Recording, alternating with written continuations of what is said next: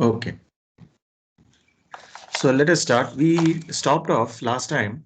We were talking about the kinetic energy, turbulent kinetic energy, and the things like energy spectrum, which is basically the Fourier transformation of the turbulent kinetic energy. So let me write here. Let us start from.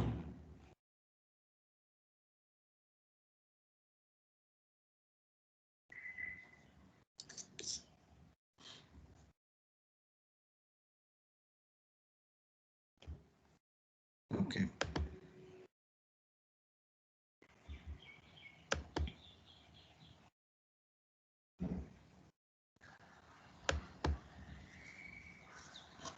Okay.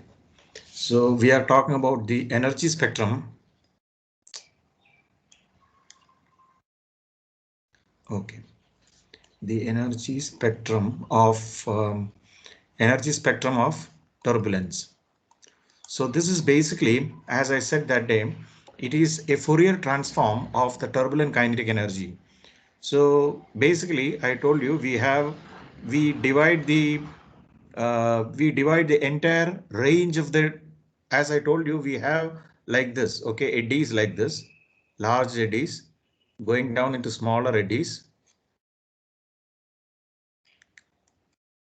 going into smaller eddies and finally dissipating out as heat.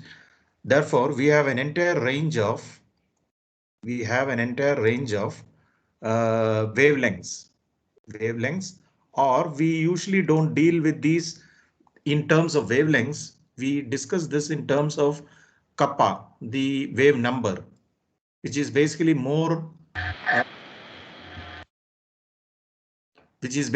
attuned to this spectral decomposition. So wave number, we talk about wave number and not, and so this is known as kappa, which is the wave number. As I told you before in the last class itself, please distinguish it from K, this K, which is basically the turbulent kinetic energy.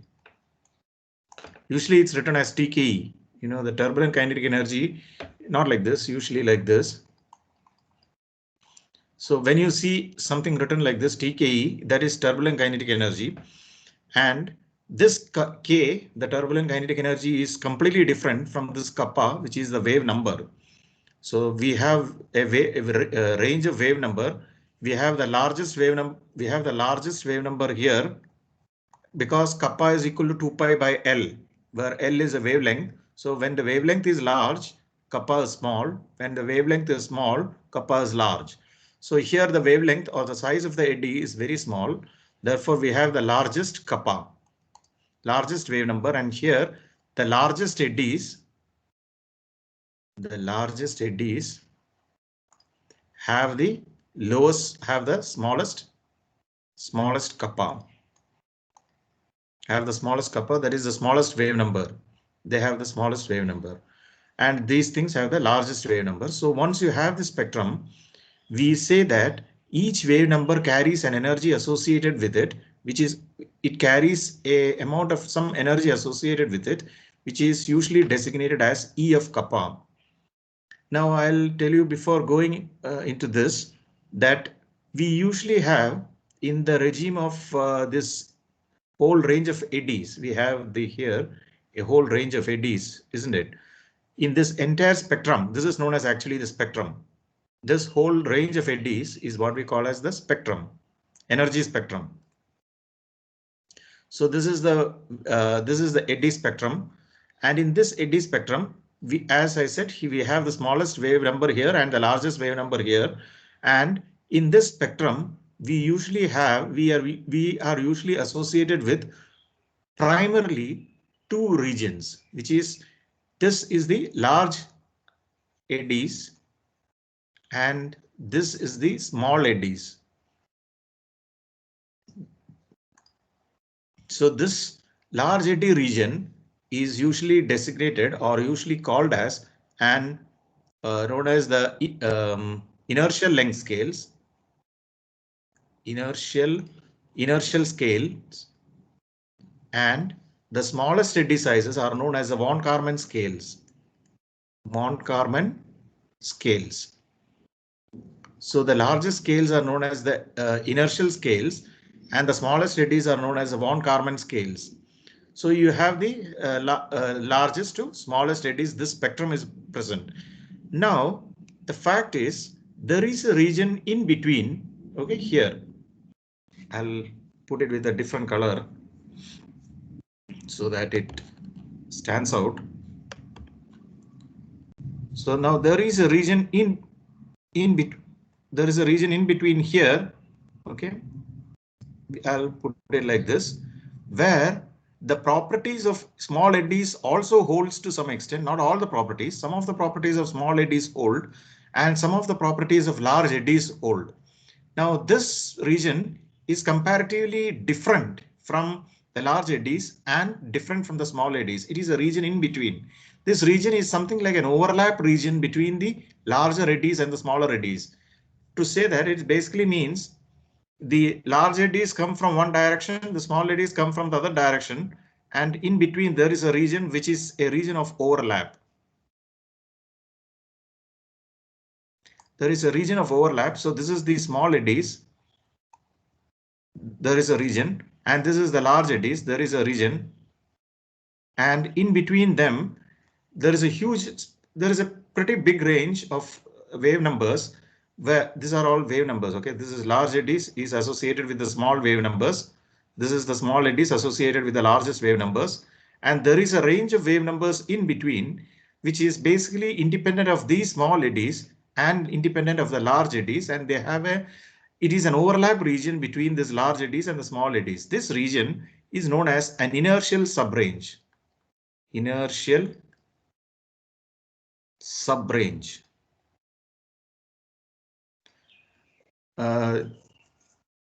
Since in the honor of the person who found this out or who proposed this theory, we call it Kolmogorov.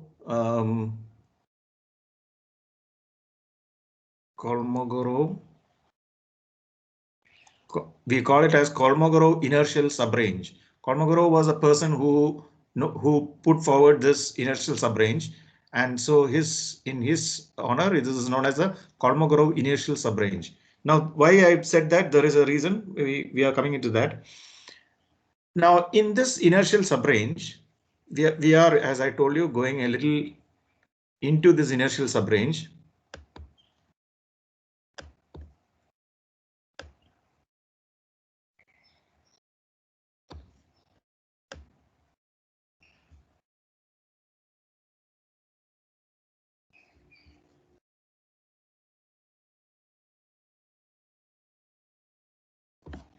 So there is a region called an inertial subrange.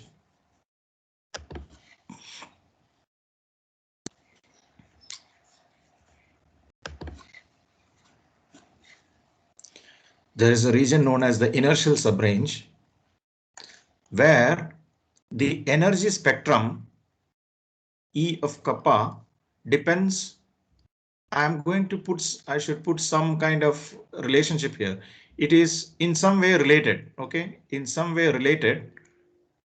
I'm just putting this is in some way related to two things. One, kappa, which is the wave number at that point, and then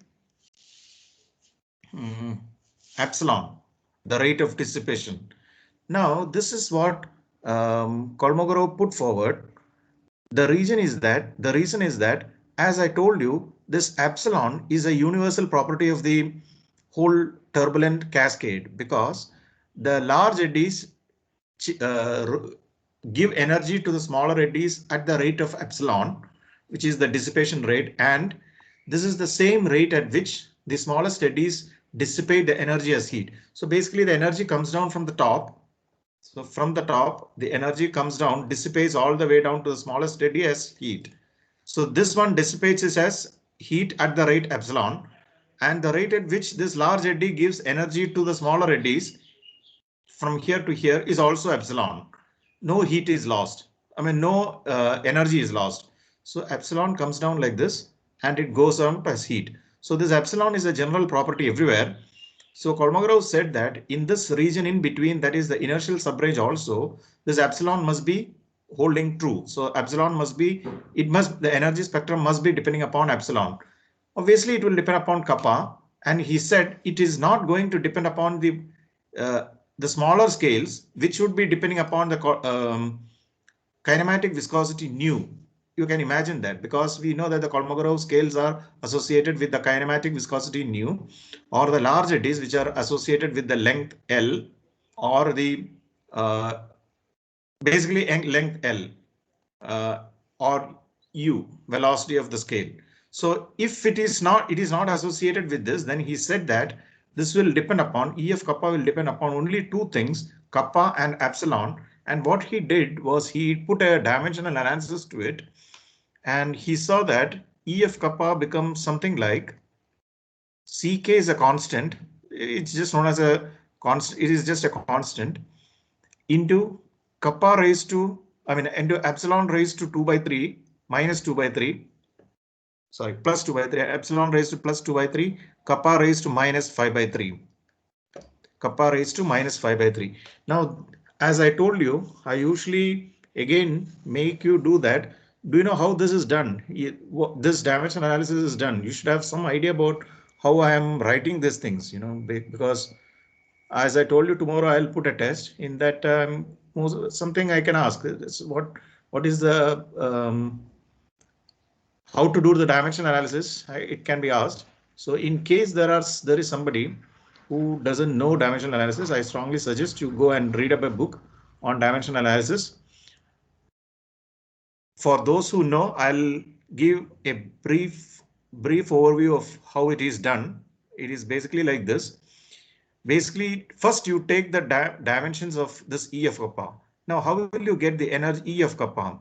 If you remember, I wrote in the, this is just for me, okay, this is the way I do it, because it's difficult to remember all dimensions and all that. So let us just relate it. I told you that K, the turbulent kinetic energy, is integral 0 to infinity E of kappa d kappa. Now d kappa has a unit of per meter. E of kappa is what we want to know, E, and K has a unit of meter per second squared. Meter per second U square, right? So meter per second square, meter square per second square. Meter square per second square, and E is equal to this. Therefore, the dimension of E must be meter cubed per second squared. So meter cubed per second squared, I don't know, but this is how you do it if you don't know. And epsilon, it depends upon the dimensions of epsilon and K. Epsilon is, do you know what is the dimension of epsilon? This is what you will have to remember for the exam and all. This is so epsilon. Again, we can use a trick. I told you that epsilon is equal to U cube by L. Now U is velocity, meter per second. So meter cube per second cube divided by meter. So this is meter square per second cube. And if you don't know, this is how dimensional analysis is done. Kappa is per meter raised to B. Then you have to solve for A and B so this meter cubed. So the coefficients of, the exponents of meter and exponent of second on both sides should be the same. So you can have two equations. You can solve for A and B, and when you solve for A and B, you will get epsilon. You will get this raised to A, this raised to B. This is actually epsilon. So epsilon raised to 2 by 3, kappa raised to minus 5 by 3. So this is basically what is dimensional analysis. If you don't know, then probably you didn't understand whatever I said. So this is, it's something that should be done in the BTech level. So okay, I know there are a few BTech students also in the class, but I think our students usually in your resistance and propulsion course at least, or in the marine hydrodynamics course, you do the dimension analysis. That is what I am. I'm aware of. That is what I think happens here. So you should be knowing this. So this is how you do it. So you solve for this A and you solve for this B. You put it here, and then you will get epsilon raised to 2 by 3 and kappa raised to minus 5 by 3. So this is known as, this is a very famous law. So this he proposed, as you can see, he proposed it in something like 1950 without any very big experimental facilities, very big. He didn't do any great experiments or anything to prove it. He just did it from dimensional analysis with his intuition, saying these are the parameters it depends upon. And obviously the reason why it became famous is because it was proved right later. Nowadays, very good turbulence measurements are being taken in the laboratories, many laboratories, even our laboratories, we have a good turbulence measuring acoustic Doppler velocimeter, ADV, which measures turbulence. So you put that probe inside the water, it will measure the velocity continuously. So if you have a turbulent velocity regime where you keep the probe, then so in the computer, it will show the velocity profile, velocity reading will be given continuously as a graph. It keeps giving that value. So that is the turbulence meter. So nowadays we can make very good turbulence measurements. And the fact is that after doing the turbulence measurements, people found out that this law is in fact absolutely true. It means this kappa raised to 5 minus 5/3 is correct. Exactly correct, in fact. So obviously the person also became famous, and that is Kolmogorov. He was the one who put forward this. And this, so in turbulence, the main name that you come across is one of the names you come across is Kolmogorov, a Russian scientist in 1950, around 1915. Yeah. So EF kappa, he showed that the energy spectrum is proportional to kappa raised to minus 5/3. So this law is even known as the minus 5/3 law of turbulence. Remember, this is a law for the inertial subrange. This is not a law for the viscous range, viscous scales, or this is not a law for the large inertial scales, but it is a law for the inertial subrange scale. There is a difference between the inertial scales and inertial subrange. Inertial scale is the top scale, which is the large d size. And Kolmogorov scales are the smallest sizes. And in between them, you have this inertial subrange. It is called also inertial, but it's an inertial subrange. And in that inertial subrange, you have the minus 5/3 law of turbulence.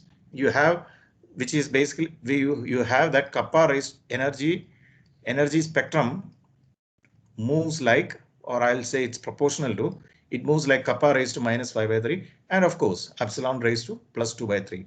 The important thing was this kappa raised to minus 5/3. It was a very big discovery at that time. Okay, so once you have this, so we have seen now that there are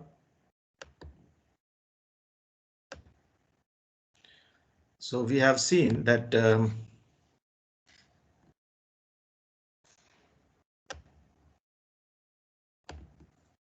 one minute.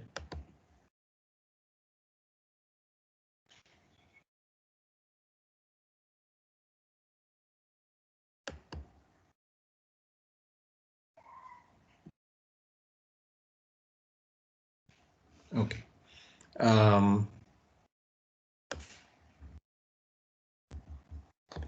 Okay. Okay, so there is a graph that is usually drawn. Actually, when I gave you the slides, when I showed you the slides, we showed this graph. At that time, I hadn't taken this figure, but the graph comes all the same. It's like this. You'll have, when you have basically kappa here and EF kappa here, you will have a graph like this. It comes like this and then like this. Oh.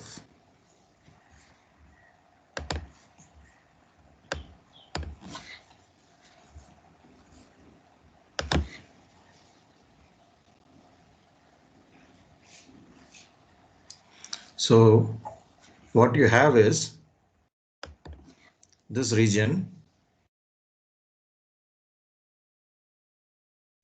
There is a region, actually it is like this. Okay, it is like this. Now this region is the viscous region or which we call as a viscous region or viscous layer. This is the viscous layer. There is a region in between. Which region is this region, which is known as the inertial subrange. And there is a region beyond this, like this. Now, the reason for this, you might ask me, why is it going up and down and all that? It's due to something called backscatter, which is not required for the time being. You just know this is the, so basically this is the energy containing region. I told you before, the energy containing region are the large eddies. Smallest wave number represents the largest eddies. Remember that. Smallest wave number represents the largest eddies. So this is the energy containing range, which is the inertial range.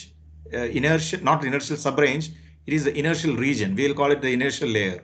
So energy containing, it is the energy containing region, which is basically known as the inertial layer. So there is an inertial layer, there is an inertial sub range, this region in between. So what you have is that here basically you will have kappa raised to 5 by 3, minus 5 by 3. The slope of this curve in this middle region becomes kappa raised to minus 5 by 3. So this region is basically become the most important region of all, more than even the viscous layer and the energy containing layer. This region is at kappa raised to minus 5 by 3 region is known as the inertial subrange. Okay, so this is something. Then what we have is two or three small derivations are there, which is basically.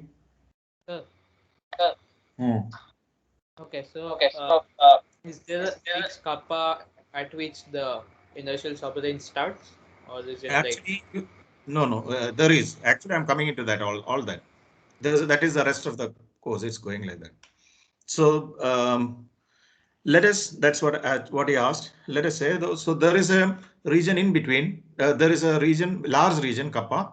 I mean, the kappa, which is very small, is the largest eddies. That is the energy containing region. There is a kappa, which is the smallest eddies, which contains the viscous sublayer, viscous region, and the inertial subrange. Now, let us see what these are. Now, you take this let us take the this region. So there were two scientists.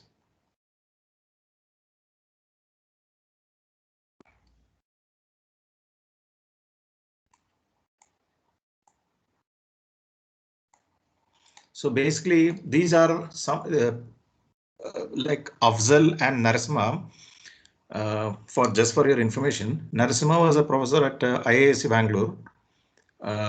He is one of the very few people whose name you will see written alongside, some names like Launder or Kolmogorov and all that. And at that level, his name is written. He is retired. He is still alive, I think, just working somewhere, still as a visiting faculty here. So his name is Narasimha, Rodam Narasimha,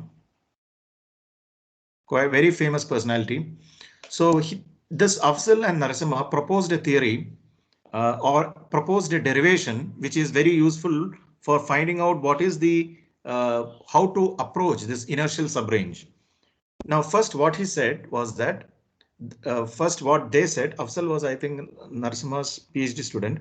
So anyway, he showed that first they said that the energy in that range, E of kappa, will be in this viscous layer. Okay, if you take the viscous layer, this is the same kind of thing. These people are also around 1970s and 75s. So they're all retired and maybe not even alive now. So EF kappa is, he said that when you consider the smallest range of when you consider the largest number of wave numbers, which basically represent the smallest wavelengths, this will be depending upon, surely it is the smallest wavelength. So it should be, this is where dissipation comes about.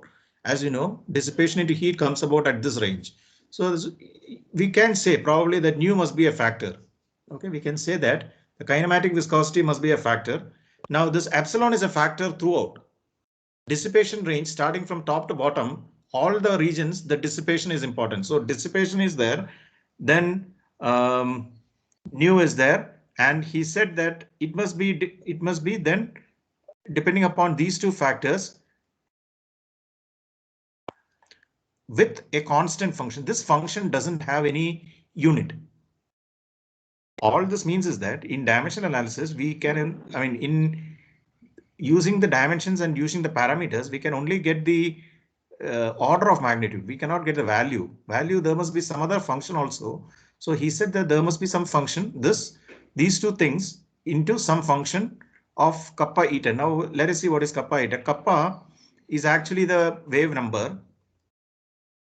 As we said before only, there's no difference to that. And this eta is a very Kolmogorov scale, which is written as, if you don't really understand why they are taking it, don't get bogged down by that. For the time being, it is important only to familiarize yourself with this. So don't, it's like if you're just starting, you have just got this is the first thing you have seen in turbulence. So if don't, you can roughly guess why it is taken as eta. He said that the wave number must be, so this is a constant function. So this wave number must be non-dimensionalized by some length scale. The only relevant length scale in the viscous range, not subrange range, viscous layer is basically eta, the Kolmogorov length scale. I hope you remember all this. Kolmogorov length scale, there was something we derived some time back. So eta is equal to nu cube by epsilon.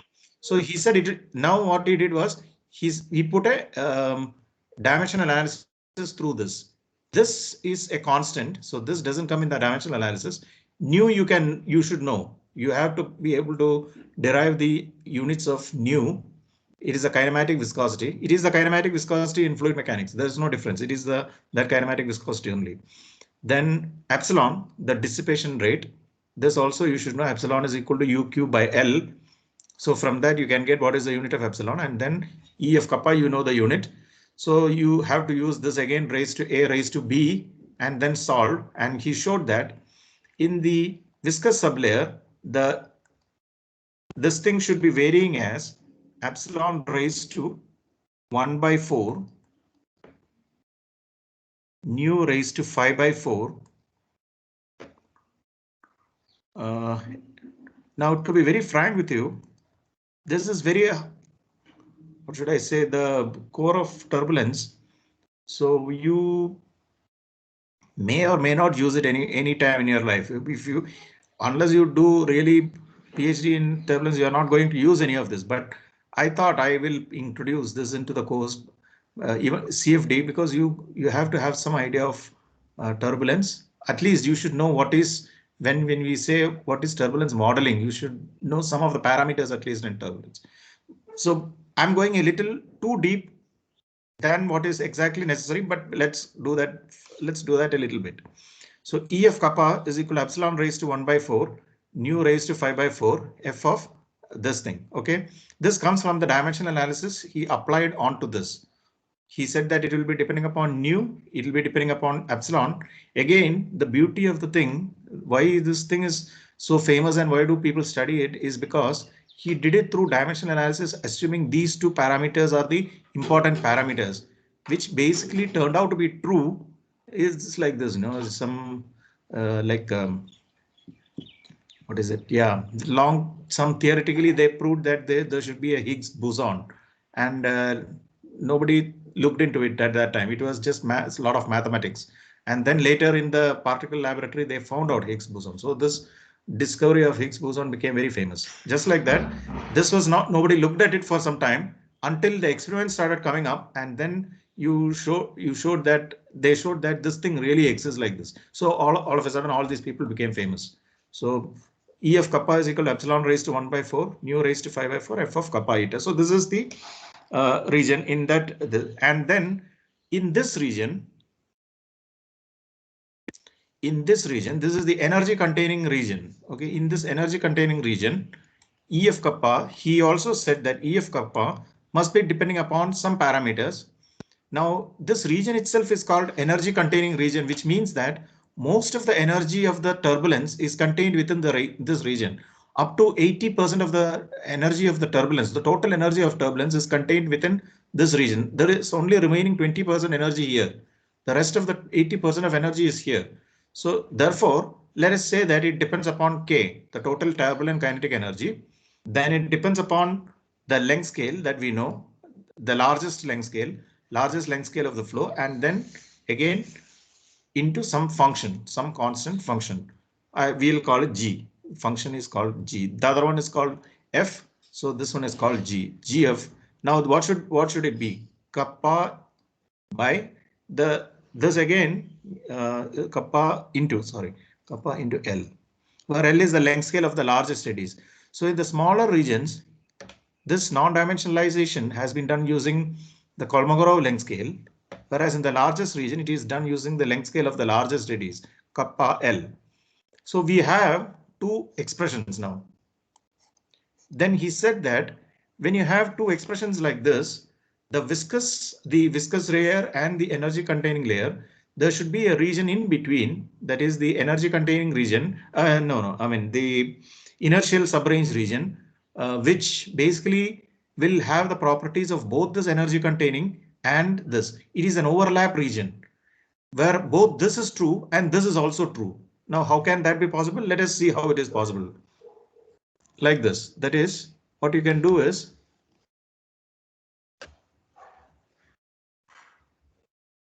oh, I should never update. Let me write it once more. The viscous layer was given as EF kappa is equal to epsilon raised to 1/4 nu raised to 5/4 F of kappa eta. So as I told you, don't get too bogged down by the mathematics, but you just go through it. It's not something I am sure you probably will not use it anywhere, but still for this course purpose, let us do this. E of kappa is equal to KL G of K. So now what Afzal and Narasimha said was that these two regions should therefore overlap. So if they overlap, then what does it mean? It means that KL G of kappa L is equal to epsilon raised to 1/4 nu raised to 5/4 F of kappa eta. Now comes a bit of there is a bit of manipulations, like what I'll do is, you have to sit and work it out. There is no other way now.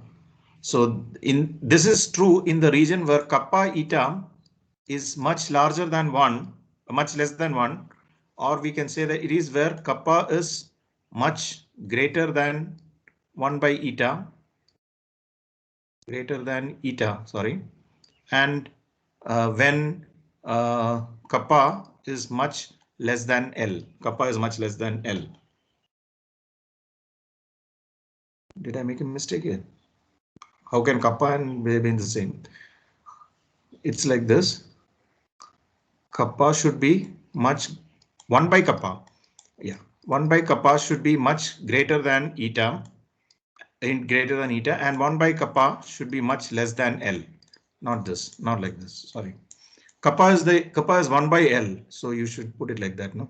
So kappa eta is much less than 1, or kappa L is much greater than 1. So when these two things hold, this is like saying that from the viscous region, if you go into this direction, and from the energy containing region, if you come into this direction, when you go in and come to, these two will meet together at a region where this is equal to this, where basically this is equal to this. So basically this, you get this expression. Now, if they are same, this derivation is something which is slightly difficult to do in this. What I will do is,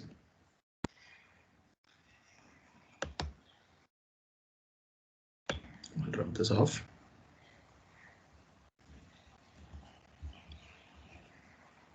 I'm just going to give you some steps in between. You will see that if they are same, okay, their derivatives are also same. Therefore, let us take a derivative of this with respect to kappa. And when you do that, you will see that you get one expression, eta epsilon. Is it necessary for me to write this? I think, do you have the textbook? That is what I want to know first. Do you have some book you can refer for this? Do you have the Wilcox? Otherwise, I have to write it myself. Or if you have the book, then I don't have to write it. Sir, please write, sir. Yeah, this is actually you should. If you don't have the book, then you will never follow what it is. So this, let us see. So what you will have if you differentiate this with respect to kappa, okay, and differentiate this with respect to kappa, what you will see is that you will get. I'm going to just write the expression, or you do. I'll tell you. I'll tell you how to do it.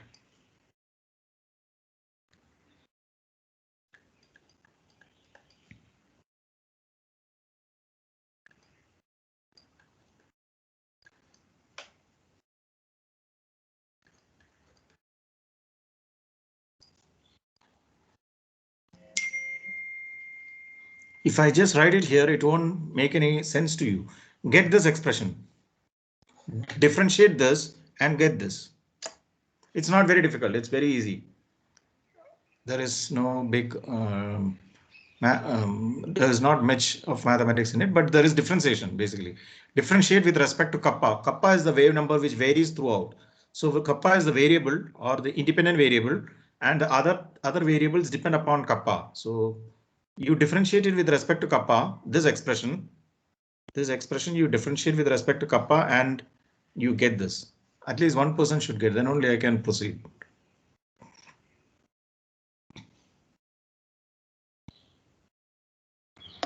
That simple change, sir. Got it? Yes, sir. Okay. So one person has got, so I am going to just leave it there. It will come. Then you have to substitute eta is equal to nu cube by epsilon raised to 1 by 4 minus nu cube by epsilon raised to nu cube by epsilon raised to 1 by 4. This is the Kolmogorov length scale. This eta is a Kolmogorov length scale. This is eta. Make this substitution. If you make this substitution, and if you make the substitution that k is equal to epsilon, do you know how this comes?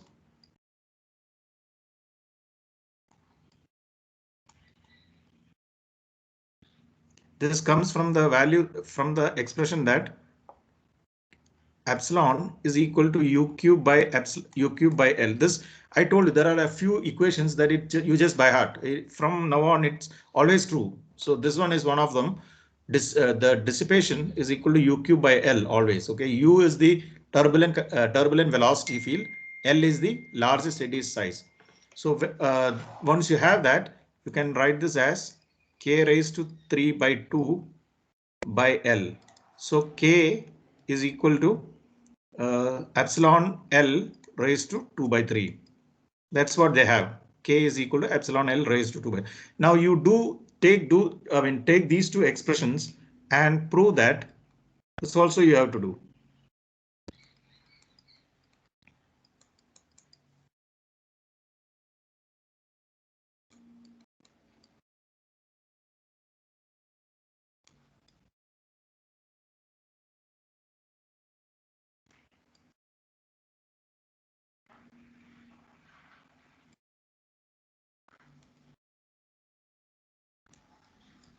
Now get this expression. In this expression, you use these two simplifications and get this.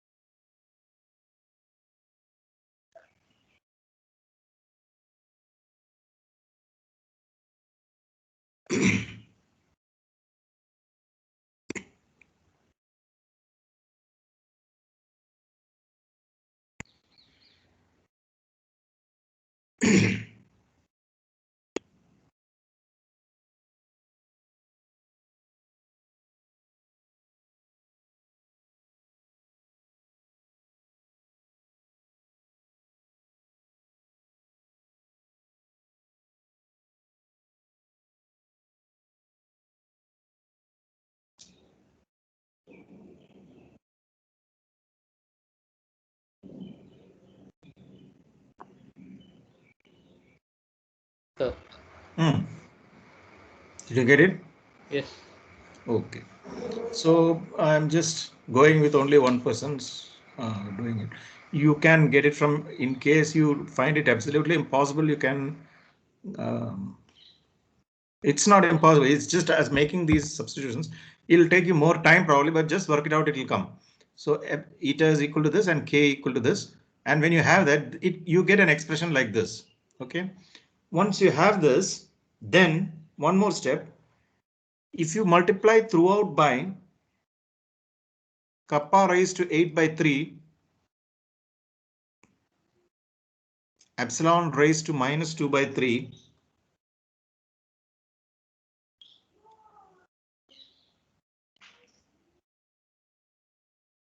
this will become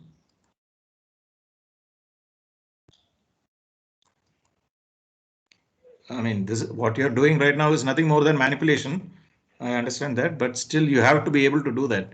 This is actually in this, be careful. There is some regions, basically this is K. Some regions there is K and some regions there is kappa. Many of it looks same. You have, when it is multiplied by eta and all, it should be kappa. So these are all kappa only. Kappa. This is also kappa. Kappa raised to 8 by 3, epsilon raised to 2 by 3. You will get f prime, this thing f prime kappa.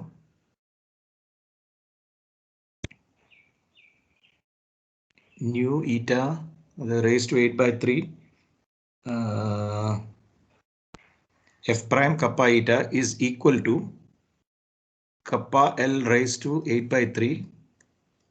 Kappa L raised to 8 by 3. G prime kappa L. Get this.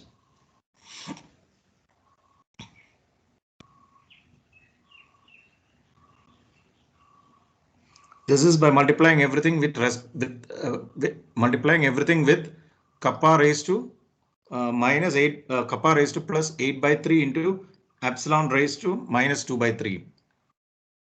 So epsilon raised to minus 2 by 3 into kappa, this thing raised to 8 by 3. You should get that kappa eta raised to 8 by 3 into, sorry. I think you have become confused. I also didn't write it properly. 1 minute. I'll just repeat this. So many things written here, kappa, eta, all those things. So on to the previous expression, what you just got. If you do this, that is, if you multiply throughout,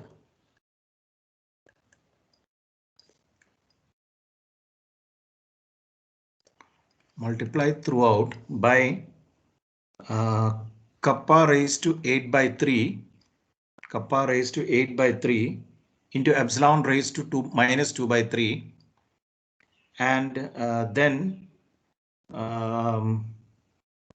you should get kappa eta raised to 8 by 3 f prime of kappa eta equals kappa L raised to 8 by 3 G prime kappa L. Just get this also. This is the last thing. So once you do this, this is the one of the slightly painful derivations in this part of the course.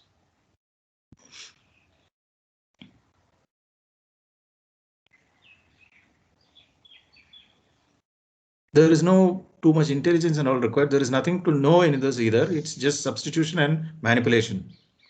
That previous expression has to be manipulated to get into this expression.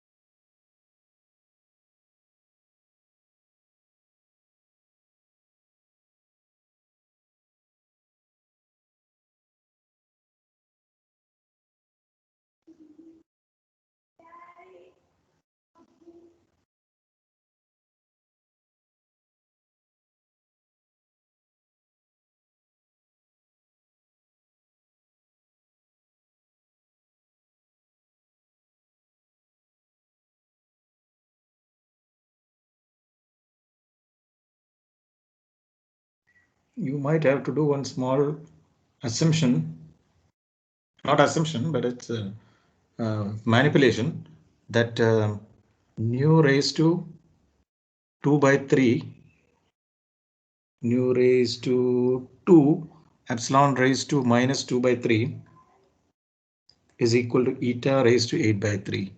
It comes, you just do that.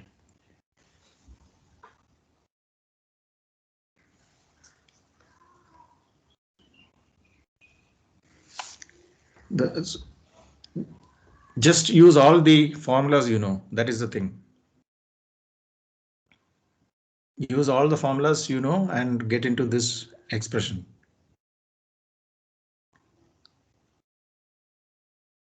It's not that difficult. Yes, I got it. Got it? Good. Okay, good. So who is this person who is doing it? What is your name? Nabil, sir. Naveen. Nabil Panchi. Nabil. Okay. Okay, then nu square epsilon power minus 2 by 3 is you do some manipulations here and there, you do it, use all the formulas that you know, you will get kappa eta raised to 8 by 3 f prime of kappa eta is equal to like this. Now there is an interesting thing when you come to this expression, you will see that the expression on the left, okay, is a function of just eta. It depends only on eta. The function on right hand side, kappa is a general factor. It's a independent variable. So the function depends only upon eta, and here the function depends upon L. Now there is an interesting thing.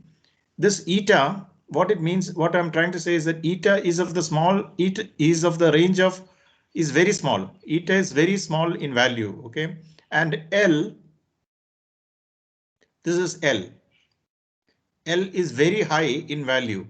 Now, if these two values functions, okay, a function of this L and a function of this eta has to be same, it's going to be very difficult. Always same. It is always same. Then there is only one possibility. It is that both these values must be equal to some constant. Let's call it Ck. And when you have that, you will get, what does this expression become when it is, when you put this into Ck? Put this, so E of kappa is equal to, from the beginning we have E of kappa is equal to epsilon raised to 1 by 4 nu raised to 5 by 4 into f of kappa eta. And according to this, here from this we can see that f prime of kappa eta, f prime of kappa eta is equal to Ck. This is equal to Ck. So what is f? You get f by integrating this Ck into whatever of eta, and then that value of f you put it in this expression, and you will see that you come up with Ck epsilon raised to 2 by 3 kappa raised to minus 5 by 3. So what we just did is, not we, or what these people actually proved is that Afzal and Narasimha, what they proved is that if there is a viscous sublayer, if there is a viscous layer, the very small layer, and if there is a region, large layer of eddies, which is the largest size, then there is a region of overlap between them. Okay, region of overlap between them, and that region of overlap is known as the inertial subrange. And in that inertial subrange, you have the value of the largest eddies and the function of the largest eddies equal to the function of the smallest eddies, and they overlap in that region in between. And if they do that, this is how they did that. Mathematics is just to prove that overlap. So this overlap was done, and it proves that if that is the case, then so this was also done, like I said before, the experimental results came out saying that this minus 5 by 3 law is absolutely right. So obviously these people also along with that became famous. So this is the inertial subrange law. Inertial subrange law, but it's known as Kolmogorov's inertial subrange. Kolmogorov's inertial subrange law basically says that in the inertial subrange, which is the region in between the large energy containing eddies and there is the smaller viscous eddies. Between this range, there is a large range which is known as the inertial subrange, and that inertial subrange, in that inertial subrange, the energy spectrum follows a kappa raised to minus 5/3 law. Kappa is proportional to kappa raised to minus 5/3. This is the famous law. So that is one derivation. And I think you should remember that derivation. You should go through this step-by-step process. As I said, tomorrow I'll put a test, and there is a good chance I'll put this.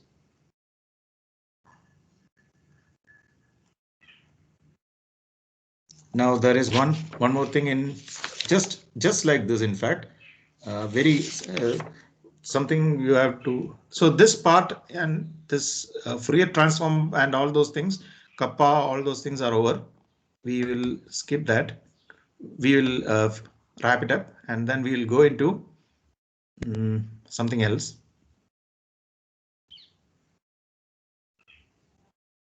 Okay. Now let us go into something which is very similar to this. That is why it is put at the same point in the text also. The another derivation, but it's a derivation which looks exactly like this, but much simpler in a way. But this derivation looks very much similar to what you did. Now this concerns what we know as, you probably know, unless you do some detailed fluid mechanics, you wouldn't focus on this thing so much. That is basically known as a boundary layer. Okay. Boundary layer. So this is a very important phenomenon in fluid mechanics. A boundary layer is a region of flow very close to a solid wall. So when you have a solid wall and there is a flow coming like this, this is basically generates a region of flow, something like this. If it is a flat plate, if you assume there is a flat plate, there is a boundary layer formed. It looks like this boundary layer that develops, and this region, this thing is known as the boundary. It is known as the length. It is usually designated as delta, which is the height of the boundary layer. It's usually known as the height of the boundary layer. So boundary layer we'll write as BL. Height of the boundary layer is delta. This is the width of the boundary layer, also it's called width of the boundary layer. So there is this boundary layer. Now what we are going to do is we are going to look at what will happen in the case you have a boundary layer that is turbulent. As you can imagine, you can have a boundary layer which is laminar in flow, which means the flow which means that the flow is regular like this. Flow is regular like this with no undulations or no confusions. So it is known as the laminar boundary layer. That's why many people have a kind of thinking that boundary layer is always turbulent. Not necessarily. Boundary layer can be laminar also. So you can have a laminar boundary layer. And when you do fluid mechanics 1, I think you study only laminar boundary layer. So laminar boundary layer, and when the flow here becomes more velocity increases more usually, and this region turns into turbulence, and you usually have a basically chaotic region of boundary flow. This is known as the turbulent boundary layer. So we are going to look at what we call as the turbulent boundary layer. Now this turbulent boundary layer, when you have that, first of all, you should know that let us suppose you have a ship. I'm giving an example of a ship. Let us look at the top view of a ship. Let's assume that there is a ship like this. Okay, so close to it, there will be a region of boundary layer. So close to it, there will be a region of boundary layer on both sides, of course, and at the bottom as well. In the front, back, everywhere there is a boundary layer formed. Now, just for some information sake, you should know that if the length of the ship is of the order of something like 100 meters, so if the ship is about 100 meters long, this boundary layer is about at the most of the order of let's say 50 centimeters.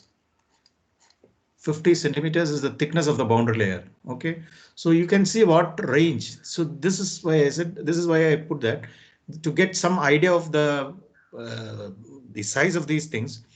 So even if for a ship, 100-meter long ship, this is such a small region. So 50 centimeter, that is 0.5 meter. So this is usually the thickness of the boundary layer.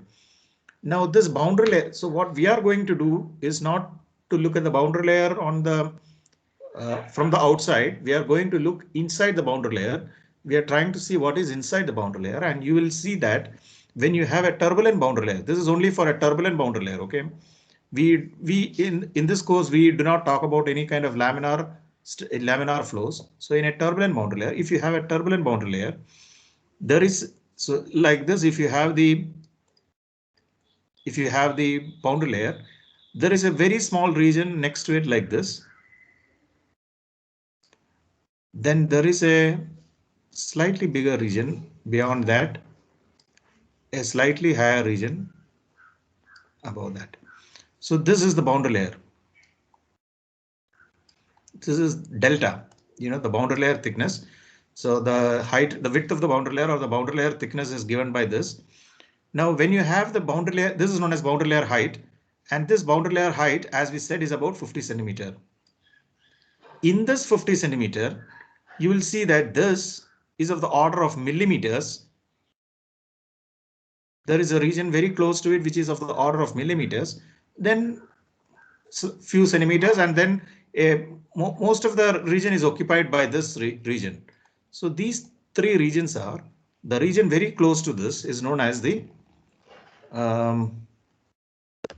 viscous sublayer. So this layer very close to this is known as the viscous sublayer. And the region coming after that is known as a log layer. This is known as a log layer. And there is a region that comes after the log layer. This is known as a defect layer. So basically turbulent. So these are known as, these three regions are very important in a turbulent boundary layer. As the name itself suggests, this region, this small region very close to the boundary, is extremely viscous. Okay, it's very viscous such that the flow there is laminar. So this is sometimes known as laminar viscous laminar sublayer, or laminar viscous sublayer, or laminar sublayer. Basically, the flow here is laminar. Even if the boundary layer is turbulent, there is a region very close to the wall where the flow is laminar, and that is known as the viscous sublayer or laminar viscous sublayer. And then beyond that, there is a region, this one, the defect layer is a region. The defect layer is a region where the flow is fully turbulent. The whole flow, as we expect, fully turbulent and completely chaotic flow here. Okay, turbulent boundary layer. This is the turbulent part of defect layer, which is the boundary layer, which is the main part of the boundary layer, which is quite few centimeters, maybe even as much as 45 centimeters. And this will be 4 centimeters, and this will be a few 1 centimeter or maximum few millimeters. So like that, it's divided. The whole turbulent boundary layer is divided into such a laminar viscous sublayer, a log layer. Now the thing is this, there are here also in this region, in this derivation also, there are two regions. One is the laminar viscous sublayer, and there is a region called the defect layer, and there is a region in between, which is an overlap between the laminar sublayer and the laminar viscous sublayer and the defect layer. Okay, it is a region of overlap. Like if you remember, just before we said the Afzal-Narasimha's overlap, that was for the eddies, but just like that here also there is an overlap. So what happens is that the mathematics becomes exactly similar to the other one. The derivation for the other mathematics we use for that comes handy here also. So there is a region in between, which is an overlap region. There is a region in between, which is an overlap region, which is an overlap between the defect layer and where the defect layer merges with the viscous sublayer.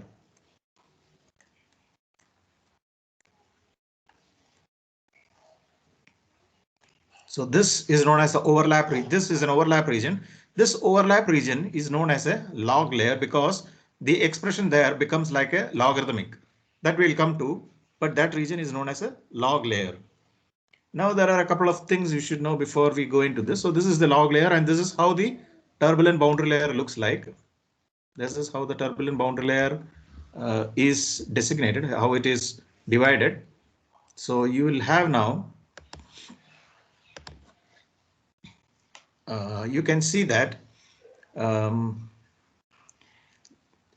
you will see, okay, this is, I think I'll just say that with, there is a region here, okay, very close to this, which involves part of the log layer and part of this layer, where the shear stress remains same. Something like shear stress tau W is known as the shear stress. See, whenever there is a flow, whether it is turbulent or laminar or anything, in that fluid there is a shear stress. Okay, so if the flow is laminar, we call it as a laminar shear stress. That is the laminar shear stress which Newton said is equal to. He said something like this, right? So he gave an expression that tau is equal to mu dou u by dou y. This is the laminar shear stress. This is the laminar shear stress. So laminar shear stress is proportional to the laminar strain. This is the expression. This is how we got it. And in turbulence also there is a shear stress, which is known as a turbulent shear stress, which is basically the Reynolds stress. And just like in any type of flow, as you go towards the boundary, the shear stress becomes higher. Okay, near the boundary, the shear stress is usually higher, and the shear stress here, in case of this boundary layer, we usually call it as tau W, which is the wall shear stress. So the shear stress at the boundary is known as the wall shear stress. Now this wall shear stress is valid not just exactly at the boundary, but it's valid for quite a bit of region inside to the flow as well. Here the shear stress remains more or less same. The reason I'll skip, that is known as the wall shear stress, and that is the region very close to the wall. Now it is generally said that wall shear stress is usually equal to rho u tau squared. It's usually written like this. Means the concept came from basically from meteorology, where you will see that if you look at the wind, okay, the shear stress always becomes proportional to u squared. So the concept was taken from there, and basically in many places this holds good. In the shear stress is in most places proportional to u squared. So once you apply that formula here, you can see that the wall shear stress is equal to some u, which is this u tau is some u, which is characteristic of the turbulent velocities near the wall. The turbulent velocities near the wall.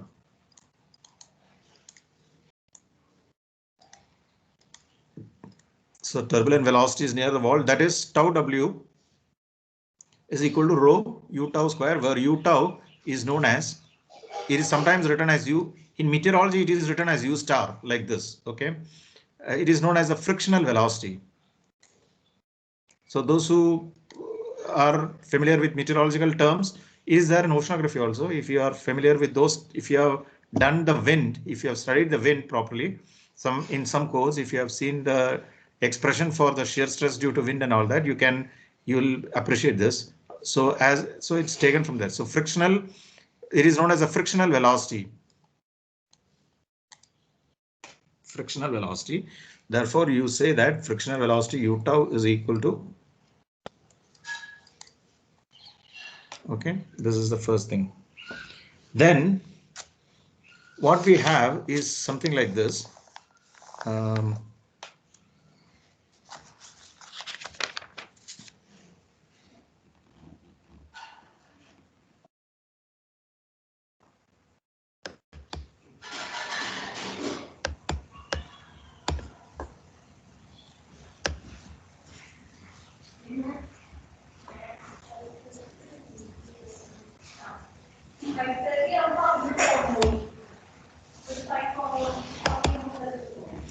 So what we are talking about is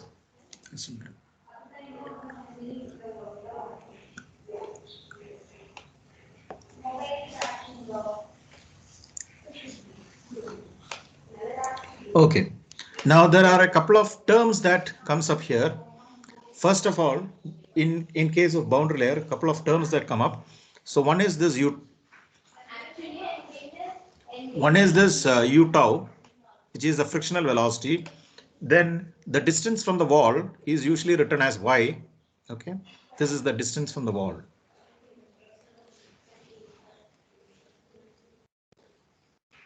And nu is the kinematic viscosity. Now, u tau y by nu is actually a non-dimensional kind of length scale, which is known as y plus. Actually, you will see that this looks something like a Reynolds number only. It is in fact a kind of Reynolds number. This is a non-dimensionalized length scale. This is what we usually write, and this expression is universal. There is no other y plus anywhere in fluid mechanics or in CFD. Okay, in CFD there is only one y plus. Y plus stands for this. That it is a non-dimensionalized distance from the wall. So you take the distance from the wall y and non-dimensionalize it with respect to a quantity called u tau by nu by u tau. When you non-dimensionalize it, what you get is known as y plus. It is a non-dimensional distance from the wall. So usually we say that when y plus is approximately 30, that is the region for the viscous sublayer. So the viscous sublayer is a region of y plus is equal to 30, something like this. And then there is another non-dimensional quantity u plus, which is known as, which is usually written as the velocity in the turbulent boundary layer divided by u tau. This is that u tau. This is velocity anywhere, u divided by u tau. So this is outside velocity, not outside the boundary layer. In the defect layer, the velocity divided by u tau is known as u plus. It is also a non-dimensionalized velocity scale. This is a non-dimensionalized length scale. So these two ones you have. Now there is a derivation which is somewhat similar to this. Now it says that in this inner region, that is in the viscous sublayer is sometimes known as the inner region. So in this viscous sublayer, it can be said that u, the velocity anywhere, is equal to u tau into f of y plus. This, if you look at it, it is the same kind of derivation as we did for the previous Afzal and Narasimha. It looks just like that. It is u tau into some function, constant function, but we say that it's not a constant function. It is a function of y plus, which is a non-dimensional quantity. So this is non-dimensional. So this is a unit of velocity. This is also the unit of velocity. So this is fine. So this is how it is in the, so this is how the velocity varies in the viscous sublayer. So this is what this was done by a person called Millikan. When was it done? Actually, let me see. Millikan did it in 1938. It is so old actually, 1938. Okay, so u is equal to u tau f of y plus, and this is in the inner region or in the viscous sublayer. And from experiments, remember it is from experiments. From experiments, it was found that the outer layer, that is known as the outer layer. The outer layer is the defect layer.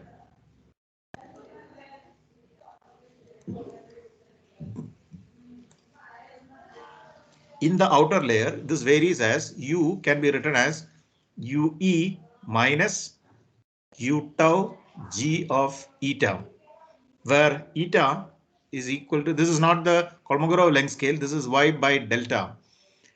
I am sure by now you would have been thoroughly confused, but I would just state that this is the last part which we'll be doing this kind of mathematics. You should know that turbulence, the field as it is, if you are going to do PhD, it's going to be only mathematics like this.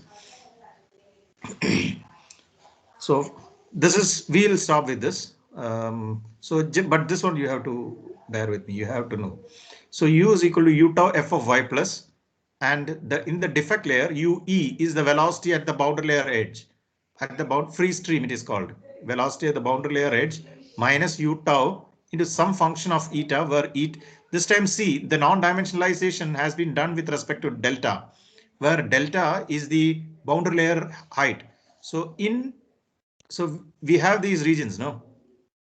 We have the viscous sublayer, we have the defect layer. This is the defect layer. This is the viscous sublayer, and this is the log layer. So in this viscous sublayer, the relevant length scale is y non-dimensionalized y plus. In the defect layer, the relevant non-dimensionalized length scale is y. Y is still the distance from the wall divided by delta. We are non-dimensionalizing it with respect to this distance from the wall, delta. Delta is the boundary layer thickness. Now, I won't do this derivation. You also don't have to do it. It's very simple actually if you do it, but it is the same as last time, the same derivation we did last time for the outer layer, inner layer, etc., the large AD, small AD, etc. You equate this U to this U and say that the region where they overlap, this is the region where the viscous sublayer, the inner region, and the defect layer, which is the outer region, they overlap. Where they overlap, this overlapping region is known, and you overlap these two, and then you will get, when you do that, the procedure is the same. You equate the two equations, differentiate the two equations, then you will see that a function of eta is a function of y plus. You say that they are two widely different functions, so we cannot, they will be true only if they are both equal to a constant. And if you put that, you will get what is known as, if you have the patience and the interest, please go through the text, because I am also feeling guilty putting too much. I think feel like kind of this kind of mathematics. So you will get like this.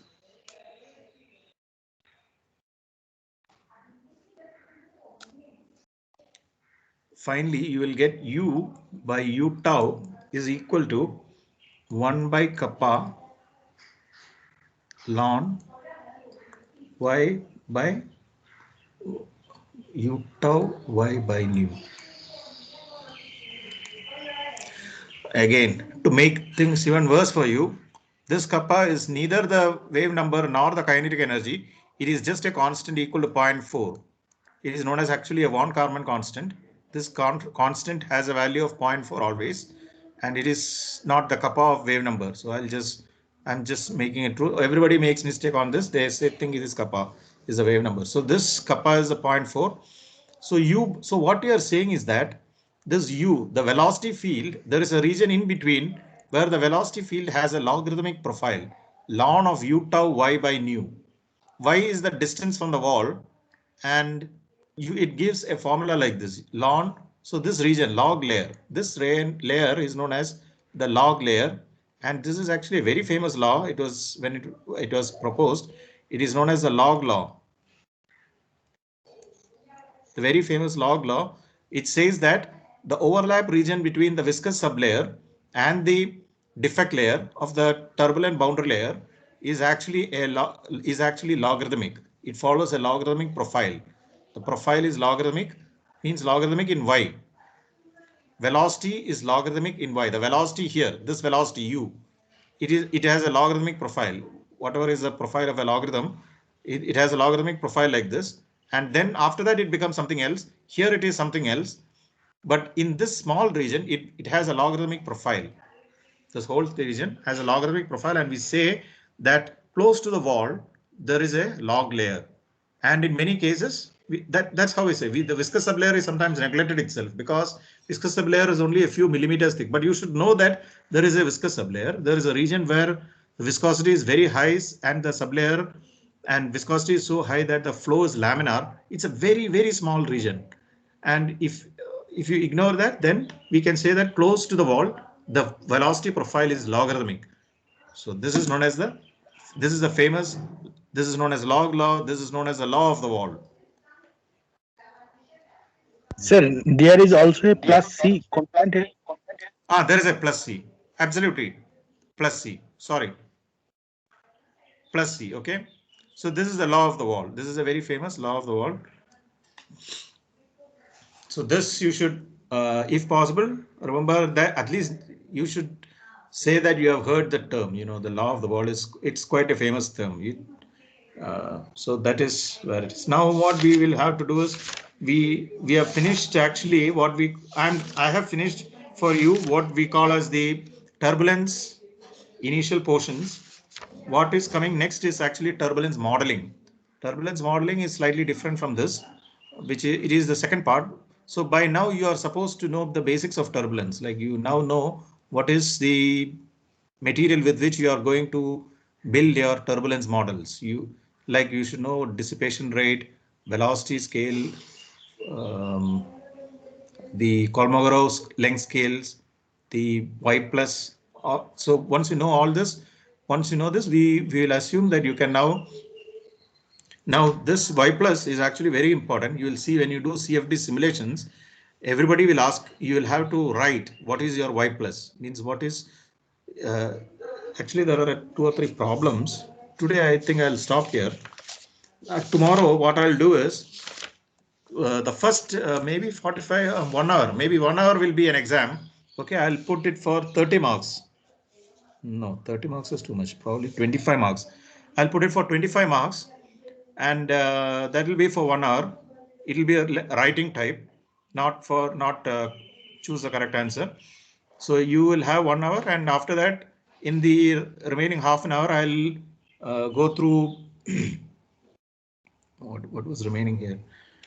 Something about the some problems. We have some problems on the viscous sublayer and the law of the wall and all that. A few problems are there, so we can do that in that half an hour. So we'll do that. So today I'll stop here. Sir, yeah. tomorrow in the exam we have to upload the copy. What you can do is what I did in another course is basically that they just wrote it. They took a snapshot of it and uploaded it as a JPEG, I think, or PDF or something. You have to upload it. Okay, sir. Yeah. Sir, Don't question. What do you do in other courses? No, you just tell me what do you do in other courses? Not choose the correct answer. Choose the correct answer, I understand. But other than that, sir, another courses they have got weekly assignments, and based on that they have arrived. And for midterm, they have take the copy and upload it for. You upload it. How do you upload it?